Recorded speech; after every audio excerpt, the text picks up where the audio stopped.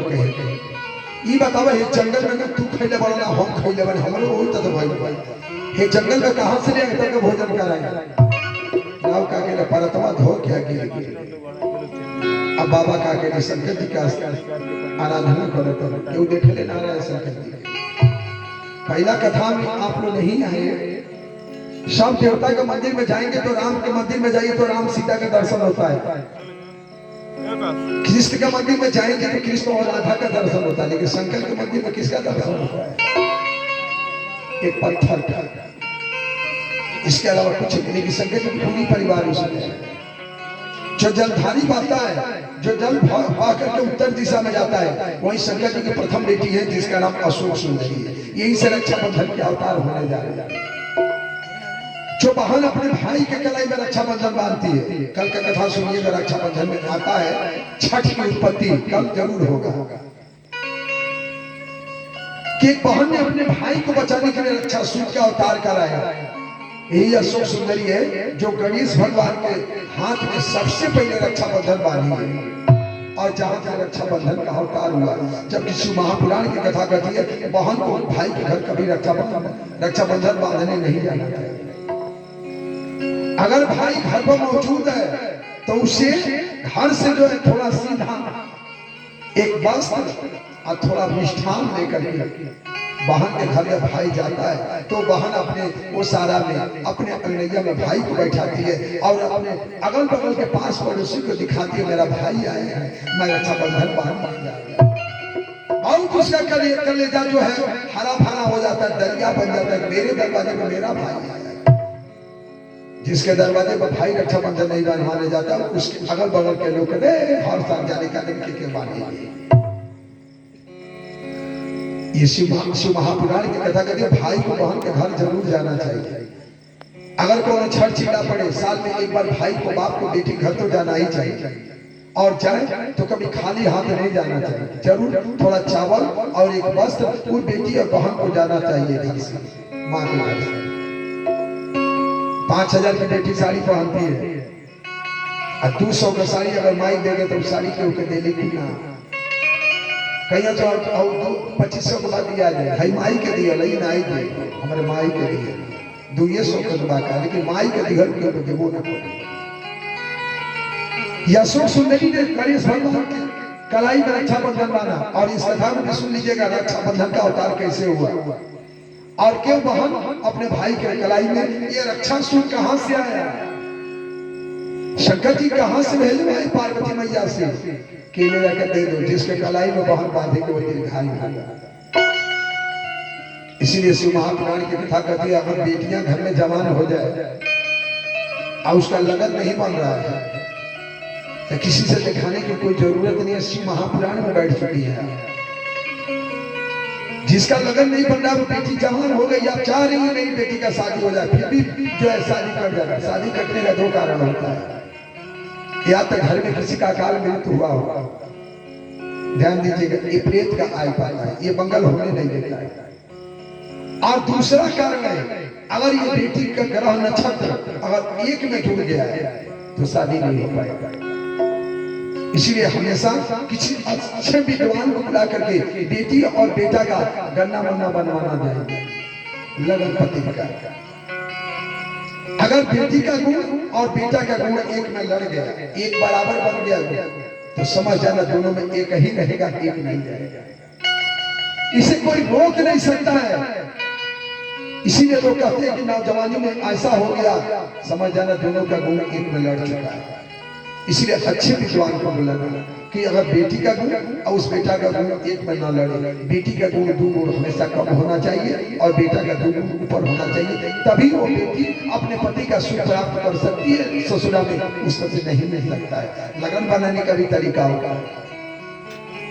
अगर तुमने सीधे उल्टा बनवा दिया चला 18 गुलाब को बनाता 18 गुलाब ठीक हुआ बड़ी बढ़िया अरे तूने तो बना कर गया इस भोग को उस लड़की को भोगना पड़ेगा वैसे विद्वानों को कभी ऐसा नहीं करना चाहिए तो हमेशा गुण लड़ना नहीं चाहिए ये गुण 2 गुण बेटी का कम हो 2 गुण 4 गुण बेटा का बड़ा हो तभी जाकर के बेटी ससुराल में पति सुख प्राप्त कर सकते नहीं कर सकते इसको कहीं लिख लेना तो जो बेटी जवान हो जाती है, शादी नहीं होता है, शिव महापुराण की कथा कहती है, अगर उसका लगन न बने, आप देख रहे हैं शादी हो जाएगा फिर भी कर्तित हो जा रहा है, आप उस बेटी से कह दीजिए सोमवार के दिन सुबह सूर्य उदय के बाद सूर्य का दर्शन नहीं करना। यहाँ तक शिव महापुराण की कथा कहती है कि कभी भी बेटी को विदाई करते समय मांग में सिंदूर भर जाए, अगर मड़वा में मांग में सिंदूर भरा तो माँ के घर सूर्य का दर्शन कभी करना भी नहीं चाहिए। जो बेटियां अपने माँ के घर से सूर्य का दर्शन करके जाती है उसको सुख शांति ससुरा में नहीं मिल सकता है, वह दर दर ठोकर खाती रहती है, इसको कहीं लोग कर रहे हैं। इसलिए पहले की बुजुर्ग माताएं बहुत अच्छी थी कि 4 बजे 3 बजे रात को डोली घर से निकाल देती थी, मेरी बेटी घर से चली जा, जब खोइछा तुम डाल दोगी और खोइछा लेकर के वो घर से बाहर मंडप से बाहर चली जाती तो परिवार से वो सूर्य देखे दोपहर में जाए तिजहन जाए, आपका घर का कोई दोष उसे नहीं लग सकता है। लेकिन जो बेटियां सूर्य का दर्शन करके जाती है, जो खोइछा मार डालती है और उस खोइछे पर सूर्य का किरण पड़ता है तो उस खोइछे में 3 दोष लग जाता है, पितृ दोष, वास्तु दोष, काम सर्प दोष, तीनों जाता है उसके साथ। इसीलिए उसका घर में वंशावली नहीं चलता है, अच्छा बात कहेंगे किसी को अच्छा भी नहीं लगेगा,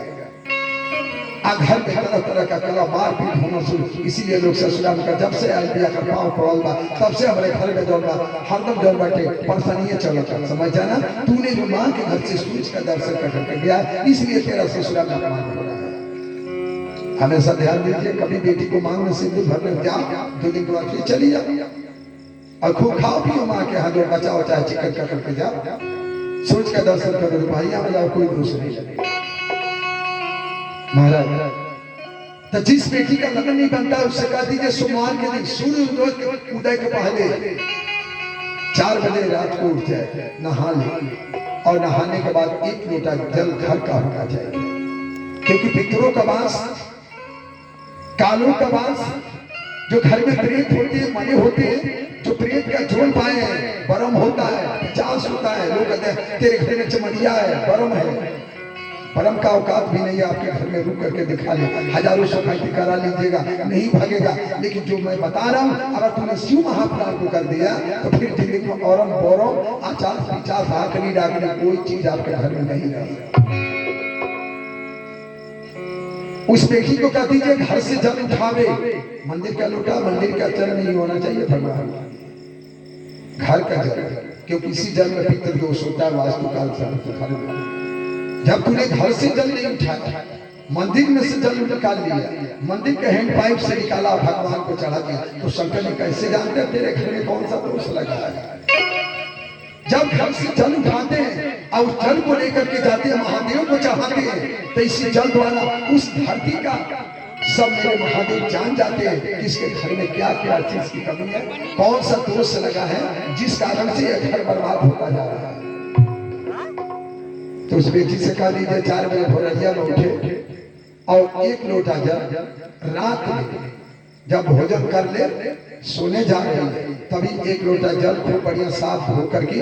और उसमें 1 लोटा जल रख करके और उसको ढांप करके रख दे। सुबह 4 बजे उठ जाए, स्नान करे और स्नान करने के बाद वह लोटा उठा ले, बासी लोटा।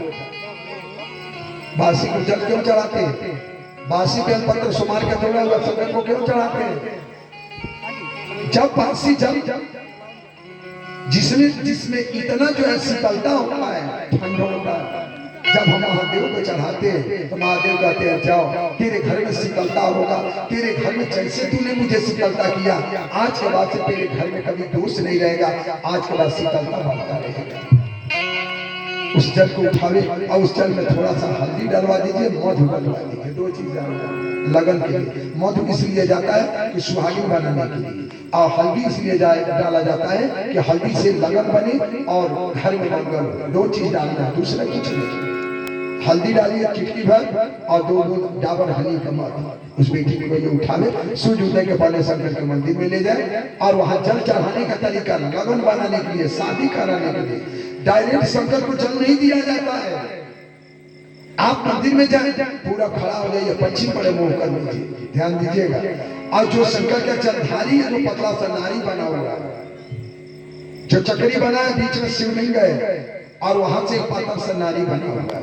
उस डाली जो पानी छूकर नीचे गिरता है, उसी के मुख के ठीक सामने अशोक सुंदरी का स्थान है, जो शंकर के प्रथम बेटी है अशोक सुंदरी। आप जब खड़ा रहेंगे, पश्चिम बड़े मुख रहेगा, गोड़ हिलाना नहीं है, और उस लोटे को उठा कर अशोक सुंदरी के जगह उल्टा जल चढ़ता है। गठिया किया कैसन जल चढ़ेगा, हार्ट के लिए कौन सा जल चढ़ाने के चाहिए, ब्लड प्रेशर के लिए कौन सा जल चढ़ाने के चाहिए, टीबी हो गई, खून आवता मुंह से, तरह तरह के बीमारी, वो करा खड़ा शंकर के कौन सा भुलिया के जो एक पहले शिव महापुराण में बैठे बड़ी समझी कि कौन सा जल चढ़ाने से कौन से बीमारी का शरीर में से खत्म हो जाएगा। तो लगन प्राप्त करने के लिए आप वहां खड़ी रहेंगे, पूरा पश्चिम पर मुंह रहेगा, लोटे का जल अशोक सुंदरी के जगह से, जहां से जलधारी नारी बना हुआ है, पानी छूकर नीचे गिर जाता है, यही पर अशोक सुंदरी का स्थान है उत्तर दिशा में। और उसके अंदर जाएंगे तो गोल बनता जाएगा, चक्री बन गया है, और वहीं पर शिवलिंग रखा हुआ। तो आपका जल लगन बनाने के लिए, बेटी को शादी कराने के लिए अब अशोक सुंदरी के पास से जल चढ़ाना शुरू करिए। धार नहीं टूटना चाहिए। जैसे बेटी का शादी होता है, भाई धान पनगरहट करते हैं तो लोग कहते हैं, अरे अरे भैया, हरे पवन भैया हो, हरे भैया जाने पूरा धार नहीं टूटना है। ऐसे अशोक सुंदरी की जगह से बहा, हे अशोक सुंदरी, मेरा शादी लग रहा है, कट जा रहा है, और मैं आपका शिव महापुराण का कथा सुनाऊं, जो आपका नाम लेकर के मधु और हल्दी अर्पित करता है, उसका लगन बन जाता है, वह सुहागिन बन जाती है। तुरंत वहीं से जल चढ़ाइए और ऐसे चक्री घुमाते हुए ऐसे फिर अशोक सुंदरी की जगह से आके आप गोड़ हिलाना नहीं है, फिर ले जाकर के जल शंकर जी को पूरा जल चढ़ा दीजिए।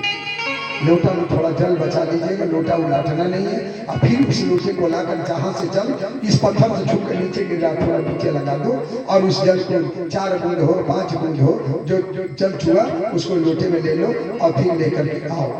उस बेटी को कह देना, उसको भगवान का प्रसाद लेकर खाए, 5 सुमार नहीं होगा, उसका विवाह पक्का हो जाएगा, और ऐसा पति पाएगी कि जिसको आप लोग सोच भी नहीं सकते हैं। जो पति सदा इस पत्नी का मान मर्यादा रखेगा और इसी का कहा हुआ करेगा, कभी दूसरे का सुन भी नहीं सकता है। यह अशोक सुंदरी में तेरी ताकत है। बोलिया